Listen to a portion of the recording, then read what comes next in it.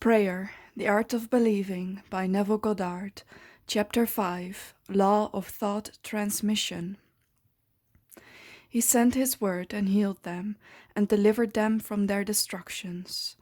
He transmitted the consciousness of health, and awoke its vibratory correlate in the one toward whom it was directed. He mentally represented the subject to himself in a state of health, and imagined he heard the subject confirm it. For no word of God shall be void of power, therefore hold fast the pattern of healthful words which thou hast heard. To pray successfully, you must have clearly defined objectives. You must know what you want before you can ask for it. You must know what you want before you can feel that you have it, and prayer is the feeling of the fulfilled desire. It does not matter what it is you seek in prayer, or where it is, or whom it concerns. You have nothing to do but convince yourself of the truth of that which you desire to see manifested. When you emerge from prayer, you no longer seek, for you have, if you have prayed correctly, subconsciously assumed the reality of the state sought, and by the law of reversibility, your subconscious must objectify that which it affirms. You must have a conductor to transmit a force. You may employ a wire, a jet of water, a current of air, a ray of light, or any intermediary whatsoever. The principle of the photophone, or the transmission of the voice by light, will help you to understand thought transmission, or the sending of a word to heal one another. There is a strong analogy between a spoken voice and a mental voice. To think is to speak low, to speak is to think aloud. The principle of the photophone is this. A ray of light is reflected by a mirror and projected to a receiver at a distant point. Back of the mirror is a mouthpiece. By speaking into the mouthpiece, you cause the mirror to vibrate. A vibrating mirror modifies the light reflected on it. The modified light has your speech to carry, not as speech, but as represented in its mechanical correlate. It reaches the distant station and impinges on a disc within the receiver. It causes the disc to vibrate according to the modification it undergoes, and it reproduces your voice. I am the light of the world. I am, the knowledge that I exist, is a light by means of which what passes in my mind is rendered visible. Memory, or my ability to mentally see what is objectively present, proves that my mind is a mirror, so sensitive a mirror that it can reflect a thought. The perception of an image in memory in no way differs as a visual act from the perception of my image in a mirror. The same principle of seeing is involved in both. Your consciousness is the light reflected on the mirror of your mind and projected in space to the one of whom you think.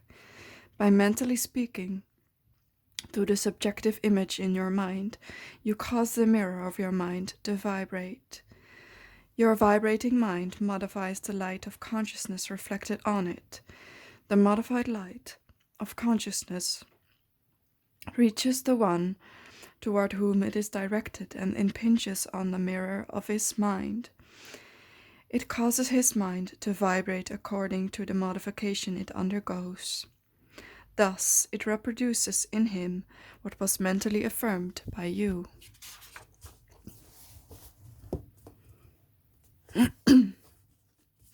Your beliefs, your fixed attitudes of mind constantly modify your consciousness as it is reflected on the mirror of your mind.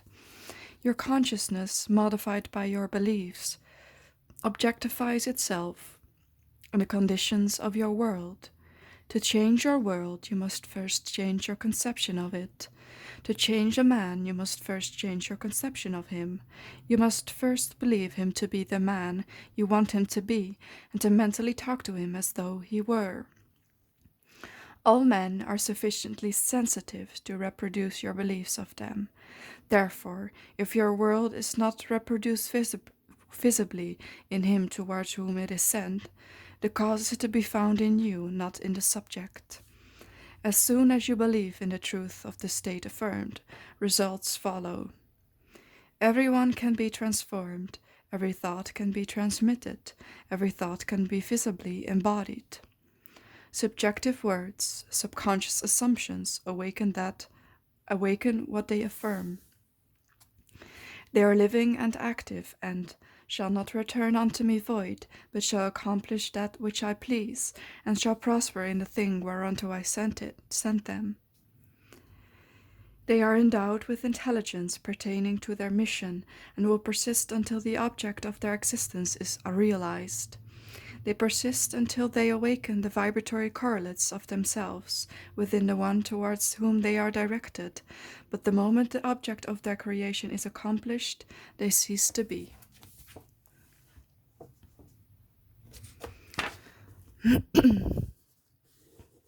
The word spoken subjectively in quiet confidence will always awaken a corresponding state in the one in whom it was spoken, but the moment its task is accomplished, it ceases to be, permitting the one in whom the state is realized to remain in the consciousness of the state affirmed, or to return to his former state. Whatever state has your attention holds your life. Therefore, to become attentive to a former state is to return to that condition. Remember not the former things, neither consider things of old.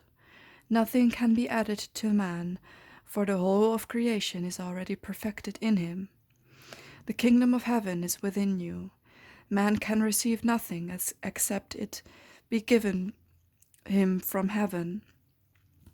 Heaven is your subconsciousness. Not even a sunburn is given from without. The rays without only awaken corresponding rays within. Where the burning rays not contained within man, all the concentrated rays in the universe could not burn him. Where the tones of health not contained within the consciousness of the one whom they are affirmed, they could not be vibrated by the word which is sent. You do not really give to another, you resurrect that which is asleep within him. The damsel is not dead, but sleepeth. Death is merely a sleeping and forgetting. Age and decay are sleep, not death, of youth and health. Recognition of a state vibrates or awakens it. Distance, as it is recognized by your objective senses, does not exist for the subjective mind. If I take the wings of the morning and dwell in the uttermost parts of the sea, even there shall thy hand lead me. Time and space are conditions of thought. The imagination can transcend them and move in a psychological time and space. Although physically separated from place by thousands of miles, you can mentally live in the distant place as though it were here. Your imagination can easily transform winter into summer, New York into Florida, and so on. Whether the object of your desire be near or far, results will be the same. Subjectively, the object of your desire is never far off. Its intense nearness makes it remote from observation of the senses. It dwells in consciousness, and consciousness is closer than breathing and nearer than hands and feet. Consciousness is the one and only reality. All phenomena are formed of the same substance vibrating at different rates. Out of consciousness, I, as man, came, and to consciousness, I, as man, return. In consciousness, all states exist subjectively and are awakened to their objective existence by belief. The only thing that prevents us from making a successful subjective impression on one at a great distance, or transforming there into here, is our habit of regarding space as an obstacle. A friend 1,000 miles away is rooted in your consciousness through your fixed ideas of him. To think of him and represent him to yourself inwardly in the state you desire him to be, confident that this subjective image is as true as it were already objectified, awakens in him a corresponding state which he must objectify. The results will be as obvious as the cause was hidden. The subject will express the awakened state within him and remain unaware of the true cause of his action. Your illusion of free will is but ignorance of the causes which make you act. Prayers depend upon your attitude of mind for their success and not upon the attitude of the subject. The subject has no power to resist your controlled subjective ideas of him, unless the state affirmed by you to be true of him is a state he is incapable of wishing as true of another. In that case, it returns to you, the sender, and will realize itself in you. Provided the idea is acceptable, success depends entirely on the operator, not upon the subject who, like compass needles on their pivots, are quite indifferent as to what direction you choose to give them. If your fixed idea is not subjectively accepted by the one toward whom it is directed, it rebounds to you from whom it came. Who is he that will harm you if ye be followers of that which is good? I have been young, and now I am old. Yet I have not seen the righteous forsaken, nor his seed begging bread. There shall no evil happen to the just. Nothing befalls us that is not true of the nature of ourselves. A person who directs a malicious thought to another will be injured by its rebound if he fails to get subconscious acceptance of the other. As ye sow, so shall ye reap. Furthermore, what you can wish and believe of another can be wished and believed of you, and you have no power to reject it if the one who desires it for you accepts it as true of you.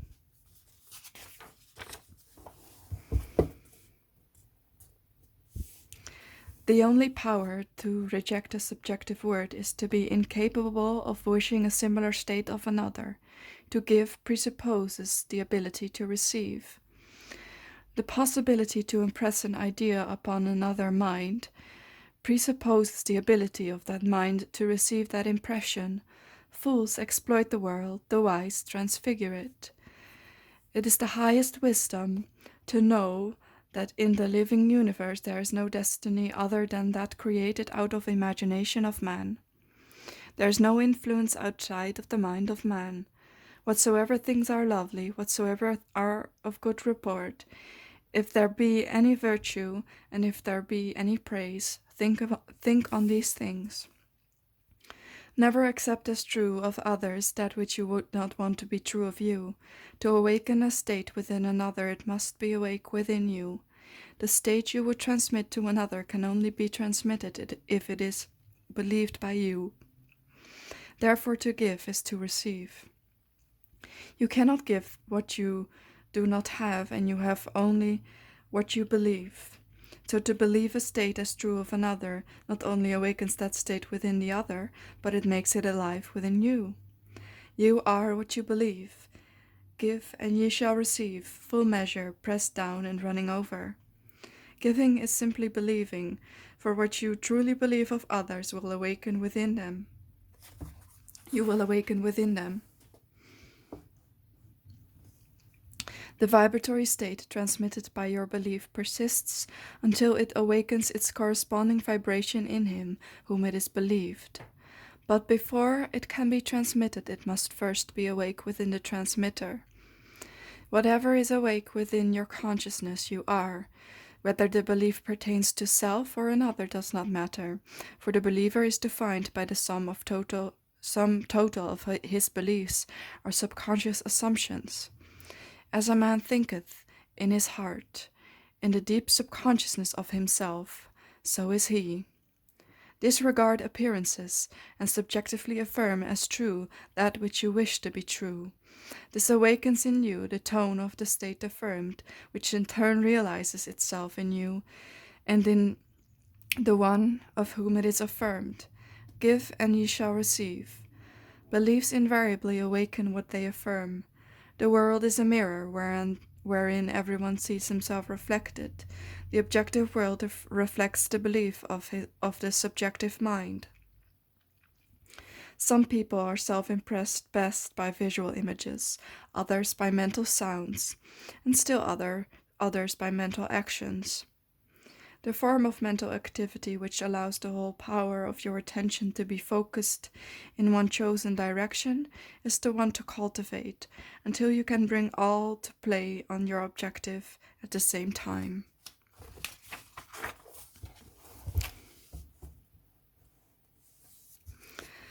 Should you have difficulty in understanding the terms visual images, mental sounds, and mental actions, there is an illustration that should make their meanings clear. Images, he sees a piece of music, knowing nothing at all about musical notations. The impression in his mind is purely visual image. B. Imagines he sees a same piece, but he can read music and can imagine how it would sound when he played on the piano. That imagination is mental sound. C also reads music and is a pianist.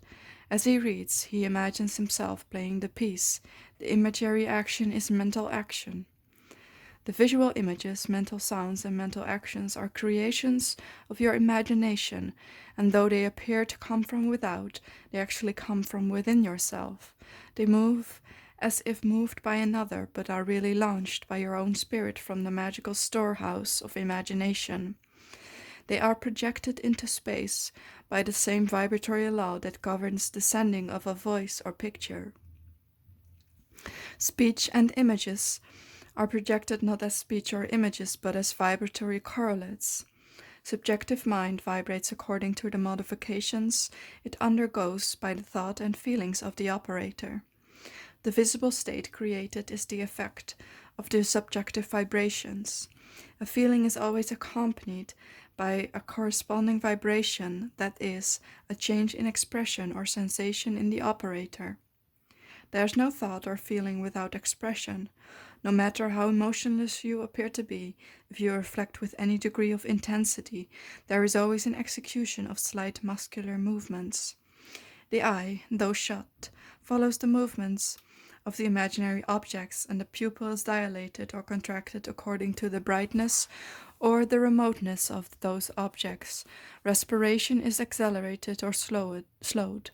According to the course of your thoughts, the muscles contract correspondingly to your mental movements. This change of vibration persists until it awakens a corresponding vibration in the subject, which vibration then expresses itself in a physical fact. And the word was made flesh. Energy, as you see in the case of radio, is transmitted and received in a field, a place where changes in space occur. The field and energy are one and inseparable. The field or subject becomes the embodiment of the word or energy received. The thinker and the thought, the operator and the subject, the energy and the field are one. Were you still enough to hear the sounds of your beliefs, you would know what is meant by the music of the spheres. The mental sound you hear in prayer as coming from without is really produced by yourself. Self-observation will reveal this fact. As the music of the spheres is defined as harmony heard by the gods alone, and is supposed to be produced by the movements of the celestial spheres, so too is the harmony you subjectively hear for others heard by you alone, and is produced by the movements of your thoughts and feelings in the true kingdom or heaven within you.